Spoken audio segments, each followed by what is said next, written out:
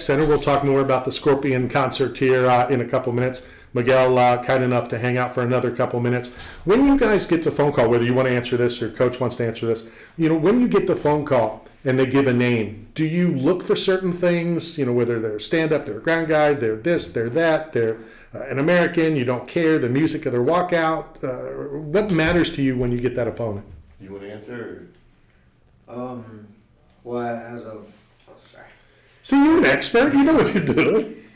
Yeah, well, Miguel, we don't really worry about, what they're good at.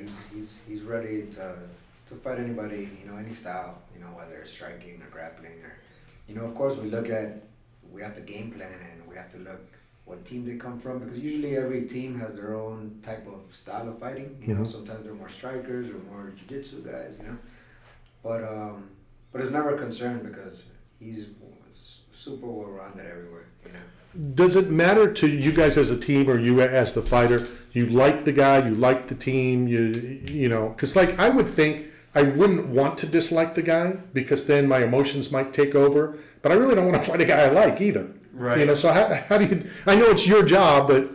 Yeah, I mean, it honestly depends on the relationship that I built with that person. Up teammates to me are off limits, and some of the schools don't feel that way. It's, it's a fight to fight, get a fight, But to me, it just depends on the relationship, and it's liking or disliking. If I don't know, I was a huge fan of Matt Brown, and I had to go, fight him.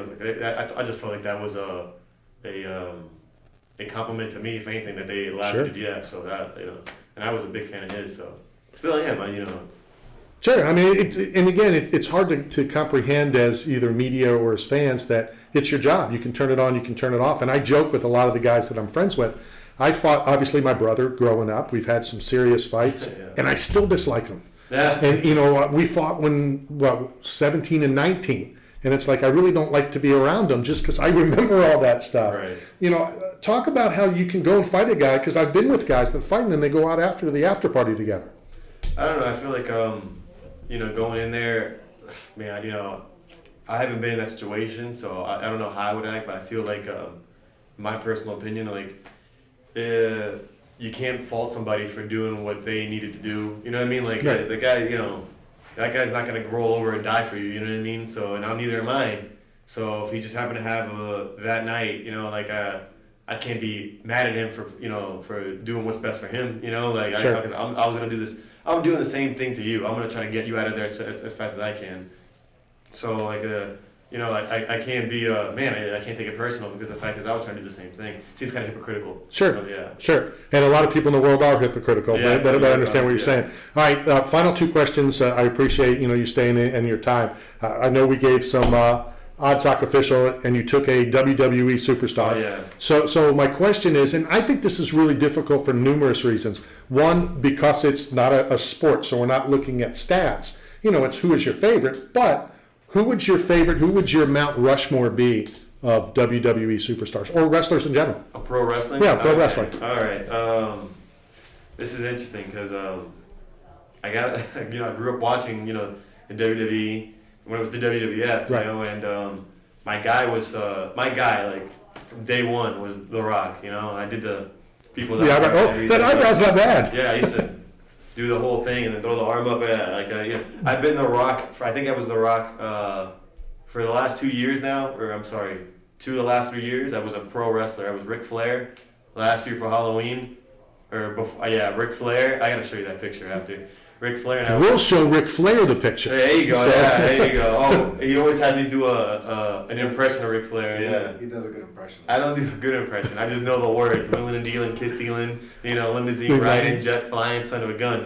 Right. So he loves it when I do that. But I'm a big wrestling fan when I was a kid, and still am. I still follow a lot of these guys. Before you give your Mount Rushmore, and I didn't expect this to go all, which I appreciate. Do you wear the fanny pack when you're The Rock? Yeah. So that was the next. I was gonna do that costume with the fanny pack and the turtleneck and everything. Right. But instead, I went with the Hobbs look. Got a bald cap, right. got a fake sleeve, and a vest and everything. And I just got one of those police chains. So I was like, I was Hobbs, but I was trying to be The Rock. Right. But I guess my Mount Rushmore, The Rock has to be on there, right? Sure. This is all the Attitude Era, guys.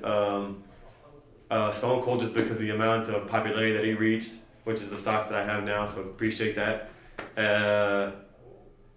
I guess the biggest heel of all time for me was Triple H. I hated that guy. Guy just because of the feud that he had with The Rock. You know, so it was just like, so I got to give it to him. You know, he's one of the best heels I've ever seen. And then now, man, you see that fourth spot is like, I don't want to pick everybody from the Attitude Era. Right. Well, I was just going to say that. You know, no Dusty Rhoads mentioned, no DDP, no Hulk Hogan. Yeah. So see, those guys were before my time, so I wasn't there. But I was like, Hogan was the first superstar, you know, and then Andre the Giant, you know that. And then Ric Flair, you know, he has a record 16 times, you know, so it's and like that fourth spot, like, and again, like I was drawing from my own experiences watching wrestling, but that fourth spot would have to be Dusty Rhoads. Man, I do a good Dusty Rhoads impression. Though. Go ahead. I do. Go ahead. You know, I can't. You know what? Let me take that back. I'm not gonna say good. I'm gonna say I just do a small Dusty Rhoads impression. I put the lisp on, you know, hard times, daddy. You know?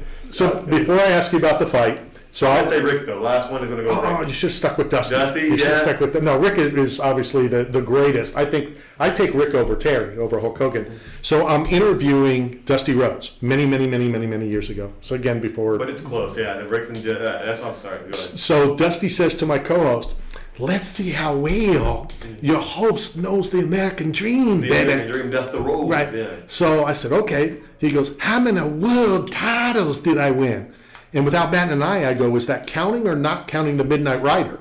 Because he won a title once wearing a mask. Yeah. Like you don't know. It's Big Dusty Rhoads. And he goes, oh, you know the American dream. Yeah. It was so, Dusty's the best. I'm going to get you a pair of Dusty Rhoads socks. I appreciate I'm going to get you a pair of Rock socks. I appreciate that. And we'll drive down and get it. I'll be home tomorrow. We'll get it sent off to you right away. Awesome. Tell the fans that are listening and will be listening what they can expect when you get back in the Octagon. Honestly, I think this is going to be a more improved version of myself. Last year was a really hard year for me in and out of the ring, and I just don't feel like I was able to compete to the best of my ability, and I think this Saturday is going to be a much better version. I lied. 2 more questions. You're walking down into the Octagon. What are you thinking? Are you thinking? Are you trying not to think? I get to have fun. That's it. This is, everything that I put however many weeks, whatever. I mean, we've been training since I was 15, me and my coach here, so it's been years of our lives into this moment, so it's time to just have fun and do our thing. Got in an argument with my roommate while we were here. He works for the show as well. What are the 2 most important things for both of you guys in a hotel room? Would go for it. Go ahead. I'll tell you mine first, if you so it gives you a star. And this is where the 2 of us disagreed. He said the most important thing is the shower. Okay. The second is the floor. You know, a clean floor or this floor. And I'm like, I'll wear socks. I'll wear flip-flops. I'd put towels down and walk on towels because I'm not going to walk on a disgusting floor. Right. Air conditioner and the bed are the 2 most important things to me. So I'm curious. You know what? I think your friend has a point, man. If I go in and I see like the bathroom's dirty or the floor is dirty, I'm like, oh man. Well, he wasn't necessarily saying the dirty. He was just saying the size and a nice shower head. I mean, I want a nice shower head too, but I'd rather have an air conditioner that works. Maybe the bed. I think the bed.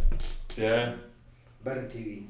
And TV? Yeah. Okay. Well, it passes the time with what you guys got to do. Yeah, exactly. You know what? I'm gonna go with TV, 1, and 2.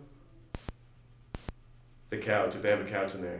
Okay. Then that to me is like, okay, we got plenty of room, Right. So it's just not a hotel. You can kind of spread out and enjoy yourself. Miguel, thank you very much for your time. Best of luck on Saturday. I know that we got your address. We're going to send you a care package from Apeman Strong, as well as some more socks from Odd Sock Official. I appreciate you guys. Thank you so much. Let's go hit a break. Coming to you live from the Apex Center. This is Knockout Radio, brought to you by Apeman Strong and Staff Son.